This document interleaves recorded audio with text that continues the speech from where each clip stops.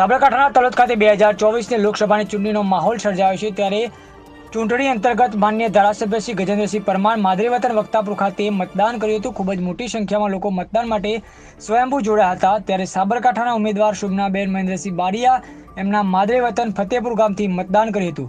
પરિવાર મતદાન કર્યું। આવો સૌ સાથે મળીને લોકશાહીના પર્વને ઉજવીએ। ઉત્સાહભેર મતદાન કરી મતાધિકારનો સદુપયોગ કરવાનું આહવાન કરવામાં આવ્યું હતું। ત્યારે તલોદ ખાતે પ્રમુખ શ્રી દામોદર દાસ, પ્રોફેસર રંગુસિંહ, કૌશલ્ય ગજ્જર, ઋતુલભાઈ, પૂર્વ કોર્પોરેટર દીવાબેન કુવાડિયા તેમજ મોટી સંખ્યામાં ઉપસ્થિત રહ્યા હતા। ઉંમરલાયક વ્યક્તિઓ પણ પોતાનો મત આપવા માટે આવ્યા હતા। દિવ્યાંગ શીતલબેન દરજી, ગોલ્ડ મેડાલિસ્ટ પણ પોતાના મત આપવા માટે આવ્યા હતા।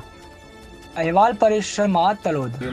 વક્તાપુર જોડિયા બુથ નંબર 2 ની અંદર મતદાન કરી અને મત આપ્યો। આ મતની એટલી તાકાત છે કે મત તમારા મતથી આ રાષ્ટ્રના હિત માટે, આ દેશના હિત માટે અને આવનારા સમયને દેશને મજબૂત કરવા માટે આ બધા જ ખૂબ મતદાન કરો। મતદાન ખૂબ મહત્ત્વનું છે। આજના દિવસે મારી બધાની વિનંતી, તમામ ભારતવાસીઓને અને તમામ ગુજરાતીવાસીઓને મારી વિનંતી કે આજના દિવસે આ બધા ખૂબ મતદાન કરો। આ દેશના હિત માટે અને દેશને મજબૂત કરવા માટે આ બધા મતદાન કરો એવી મારી આસ્થા। ભારત માતા કી જય, વંદે માતરમ। જે ગુજરાતમાં લોકશાહીનો પર્વ એવો લોકસભાની ચૂંટણીનું મતદાન યોજાઈ રહ્યું છે। સૌ મતદારોનો અનેરો ઉત્સાહ છે। એક પણ બૂથ એવું નથી કે જો 50-100 લોકોને જે લાઈનો ના હોય।